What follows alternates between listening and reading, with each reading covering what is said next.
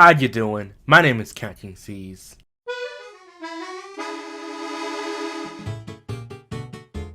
Every patch brings a gift basket to a few lucky enough low tier characters. With every patch coming in, there's always an inevitable feeling that 2, 3, or just a few unlucky top tier characters will get nerfed.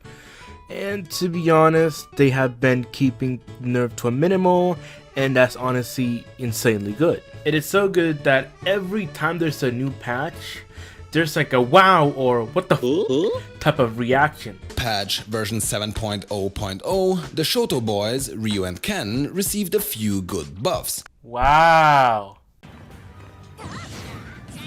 What the f? Personally, I have loved every patch that we have gotten over the time that we have had Smash Ultimates, except there's just a few changes that I just don't agree with. For example, Peach Fair getting nerfed, Olimar Shield being not functional for quite the while,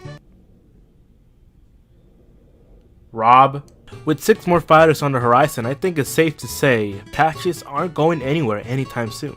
So this means the game will be more balanced? It's really tough to say. But every time we get a patch, it seems like quite a handful of lower tier characters. Not even like lower tiers, probably like mid tiers also, you know, get a few noticeable good changes, fixes, and honestly, it just brings their threat level game up and up. In my humble opinion, lower tier characters are doing much better than ever, with a lot of them being threatening in certain situations. And you know, who doesn't love a good play using a character that is not really relevant to the meta? Together with good fundamentals, amazing awareness, it can really throw off a lot of people off guard. That was me back in the day when I was using Wario back in Smash 4, when I thought that Wario was actually top 15. You failed! This is bullshit! Now, why did I call this low tier privilege? I think it has to do with the fact that not a lot of people study lower tier characters. I mean, why should you? As I said before, they're just irrelevant, but it's always good to know. It's always good to know when you're in tournaments, you know, it's always good to be aware of what said characters can do in certain situations.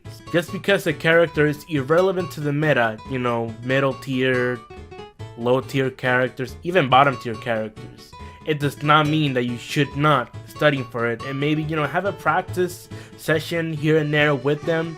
You know, half of the top players don't even know what low tier means. There are a lot of underrated characters out there that are just overshadowed by better characters. But that doesn't mean that said character that is overshadowed is bad. That makes sense? Whatever characters you want to use, you should use them regardless of tier they are. You know, you want to use them for fun, for tournaments, go ahead. It's a free world, man. At the end of the day, we can all agree that we love seeing an irrelevant ass character just beating the living shits out of a meta type of character such as Inkling, Snake, you name it. And you bet your ass it's gonna be on Twitter. It's gonna be all over Twitter. Jesus Christ. Do I think it's fun playing a low tier character? Absolutely. Despite flaws, it's really fun. It's really absolutely fun.